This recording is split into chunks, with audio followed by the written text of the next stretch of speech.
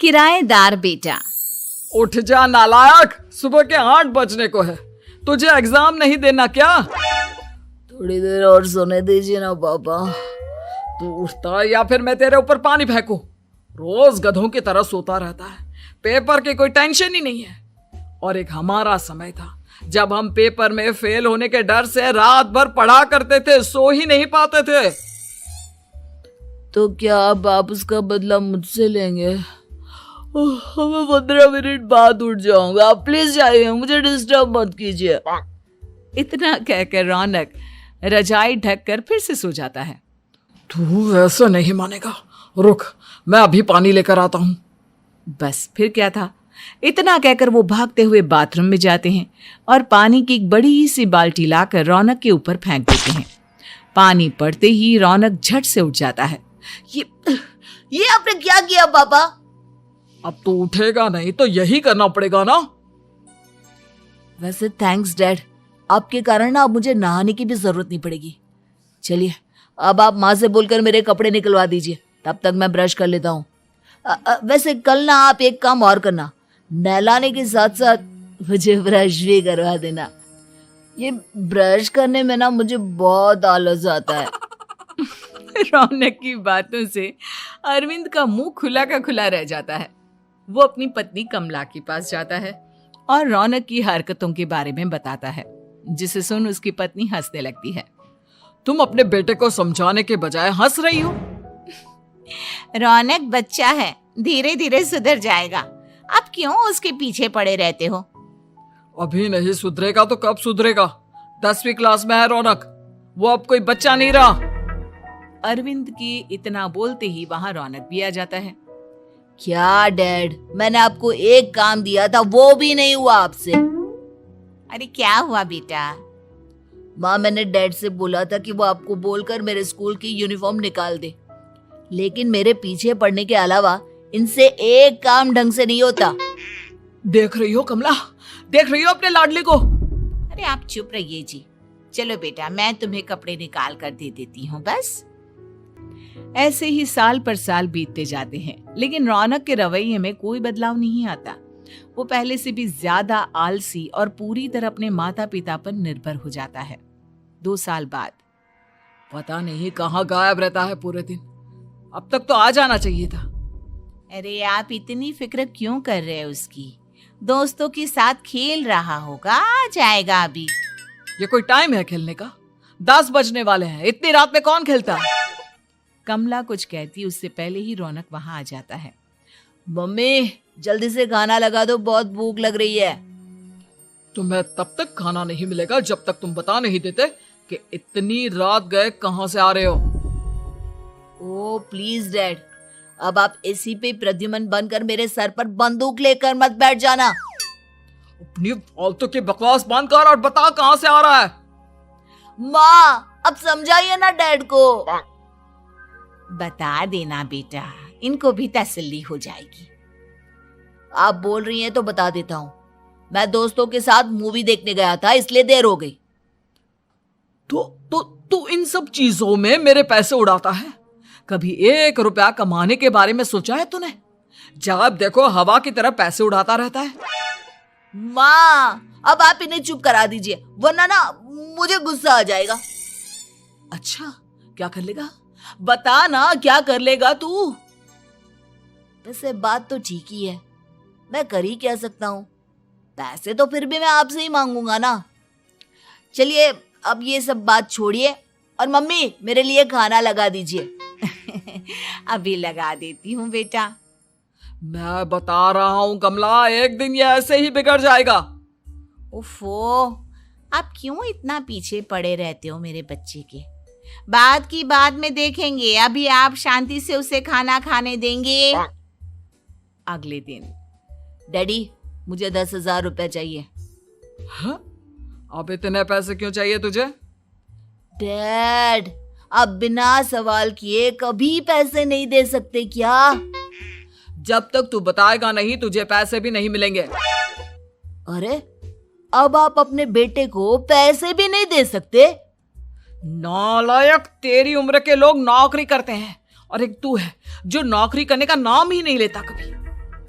आप लोगों के होते हुए भला मैं नौकरी क्यों करूं? अरे हम कब तक पैसे देंगे तुझे? तुझे भी तो अपने पैरों पर खड़ा होना होगा ना। कौन सा उधार के पैरों पर खड़ा हूं? अपने ही तो पैरों पर खड़ा हूं मैं। इसी तरह रौनक दिन प्रतिदिन लापरवाह होता जाता है। उसकी लापरवाही को देखते हुए अरविंद और कमला अपने बेटे की शादी कराने का फैसला लेते हैं और 1 महीने के अंदर अंदर ही रौनक की शादी मेघा नाम की लड़की से करा देते हैं। शादी के कुछ दिन बाद, रौनक, मुझे एक अच्छी सी साड़ी चाहिए, आप ला दोगे ना? हाँ, क्यों नहीं। कितने तक की आती है साड़ी? यही करीब 5,000 तक की। तुम चिंता मत करो, मैं आज ही डैडी से पैसे मांगकर तुम्हारे लिए साड़ी ले आऊंगा। आप कब तक ऐसे ही अपने पापा से पैसे मांगते रहेंगे? कोई अच्छी सी नौकरी क्यों नहीं कर लेते आप? अरे डैड के होते हुए मुझे नौकरी करने की जरूरत ही क्या है? पर आप ऐसे कब तक उनसे पैसे मांगते रहेंगे? कुछ आपको अपने दम पर भी तो करना होगा ना। अब तुम भी बाकी लोगों की तरह मुझे ज्ञान देना शुरू मत कर देना। साड़ी चाहिए ना तुम्हें, मिल जाएगी बस। इतना कहकर रौनक अपने पिता से पैसे मांगने चला जाता है। डैडी, मुझे 5,000 रुपया चाहिए। अब 5,000 क्यों चाहिए तुझे? वो मेघा को साड़ी चाहिए थी। अरविंद आगे बिना कुछ कहे चुपचाप उसे पैसे निकाल कर दे देता है। कुछ दिन बाद, तुम्हें नहीं लगता कमला, रौनक हम पर पहले से भी ज्यादा डिपेंड हो गया है? मुझे तो अब उसके भविष्य की चिंता होने लगी है। कल को हमें कुछ हो गया तो वो क्या करेगा? काश तुमने पहले ये सोच लिया होता तो आज हमारा बेटा इतना लापरवाह नहीं होता। तब मुझे कहाँ पता था कि मेरा लाड प्यार उसे इतना बिगाड़ देगा कि वो इस हद तक लापरवाह बन जाएगा। कोई बात नहीं, अभी भी देर नहीं हुई। मुझे पता है उसे कैसे सुधारा जा सकता है। कैसे? अरविंद कुछ कहता उससे पहले रौनक वहां आ जाता है और पैसों के लिए हाथ फैलाने लगता है। डैड, मैं और मेघा बाहर घूमने जाना चाहते हैं। अरे वाह, ये आज सूरज कहाँ से निकला है? Dad please. अच्छा चलो अब मुद्दे की बात करो। मुझे अब 25,000 चाहिए। अब तुम्हें 1 रुपया भी नहीं मिलने वाला। अगर तुम्हें पैसों की इतनी ही जरूरत है तो कोई ढंग की नौकरी कर लो। मम्मी, आप कुछ कहिए ना डैड को। बेटा, वो गलत क्या बोल रहे हैं? ये सब हम तेरे भले के लिए ही तो कर रहे हैं। मम्मा, मैंने बताया ना आपको, मुझे नहीं करनी कोई जॉब वॉब। तो ठीक है, निकल जाओ हमारे घर से। तुम्हारे जैसे लोगों के लिए मैंने ये घर खड़ा नहीं किया है। जितना ये घर आपका है ना, उतना ही मेरा भी है। मैं कहीं नहीं जाने वाला। जाना तो पड़ेगा ही तुझे, क्योंकि अब मैं तेरा कोई भी खर्चा नहीं उठाने वाला। ठीक है, मत उठाइए मेरा खर्चा, मैं अपने दम पर भी जी सकता हूँ। तो बेशर्मों की तरह अब तक यहाँ क्यों खड़ा है? अपना सामान ले और निकल जाए यहाँ से। रौनक पैर पटकते हुए वहां से चला जाता है। घर से निकालना जरूरी है क्या उसे? बिना पैसों के कौन रखेगा उसे किराए पर? अगर उसका भविष्य सुधारना है तो हमें अपने दिल पर पत्थर रखकर ये कदम उठाना ही होगा। दोनों बात कर रहे होते हैं कि रौनक अपनी पत्नी के साथ एक बड़ा सा बैग लेकर घर से निकल जाता है, लेकिन घर से बाहर उसे कोई भी मुफ्त में अपने घर किराए पर नहीं रखता। अंत में थक हार कर वो फिर से अपने घर चला जाता है। क्या हुआ? थोड़ी देर पहले तो दहाड़ते हुए घर से निकला था, अब क्या हुआ? नहीं रखा ना किसी ने तुझे किराए पर? डैड प्लीज, मैं कुछ दिनों में कोई अच्छी सी नौकरी शुरू कर दूंगा। आप तब तक तो हमें रख लीजिए प्लीज। सुबह से रात हो चुकी है लेकिन कोई हमें रखने को राजी नहीं है। अब आप ही बताइए, इतनी रात को मैं मेघा को लेकर कहाँ जाऊंगा? ठीक है, बहू की वजह से मैं तुझे घर पर रख रहा हूँ, लेकिन तू इस घर में एक बेटे की नहीं बल्कि एक किराएदार की हैसियत से रहेगा। 3 महीने हैं तेरे पास। इन 3 महीनों के अंदर अंदर मुझे तेरी पहली तनख्वाह हाथ में चाहिए, समझ गया? पक्का डैड, इन 3 महीनों के अंदर अंदर तो कोई बढ़िया सी नौकरी ढूंढ ही लूंगा मैं। ऐसे ही धीरे धीरे समय बीतने लगता है और अरविंद के दिए 3 महीनों में से 2 महीने बीत चुके होते हैं। पापा जी ने हमें 3 महीने दिए थे, जिसमें से 2 महीने तो बीत चुके हैं। अब ये आखिरी महीना बचा है। अरे तुम चिंता मत करो, आज मेरा ना 2 जगह इंटरव्यू है, दोनों में से कहीं ना कहीं तो जॉब लगी जाएगी। अच्छा, all the best. Raunak interview के लिए निकल जाता है, जिसके बाद शाम में रौनक घर आता है। कैसा गया इंटरव्यू? आपकी नौकरी लगी या नहीं? अरे पहले सांस तो ले लेने दो अच्छे से। बताइए ना, मुझसे तो जरा भी इंतजार नहीं हो रहा है। वो दरअसल बात यह है कि मेरी नौकरी तो लग चुकी है, लेकिन पैसे बहुत कम है। कितने पैसे हैं? 15,000। इतने में अरविंद और कमला मिठाई का डिब्बा लेकर आ जाते हैं। बधाई हो बेटा।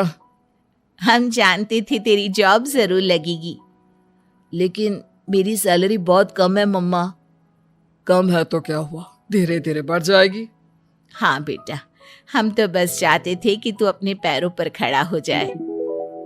मतलब अब आप मुझे घर से नहीं निकालेंगे? नहीं, ये सब हमने तुझे जिम्मेदार इंसान बनाने के लिए किया था। Thank you mummy papa. अगर आप दोनों ऐसा नहीं करते तो मुझे कभी अपनी जिम्मेदारियों का एहसास तक नहीं होता। आज आपने मुझे सिखा दिया कि इंसान का अपने पैरों पर खड़ा होना भी जरूरी होता है।